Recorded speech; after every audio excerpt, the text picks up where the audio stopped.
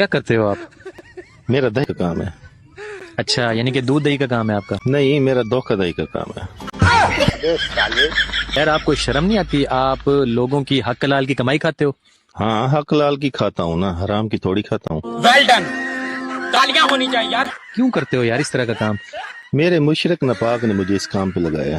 اور مرشد پاک ہوتا ہے لفظ. نہیں، میرا مشرق ناپاک ہی ہے. کیوں لگایا تھا انہوں نے آپ کو اس کام پہ؟ کیونکہ میں ان کا شاگرد فاحش ہوں نا. اور شاگرد فاحش نہیں ہوتا، شاگرد خاص ہوتا ہے.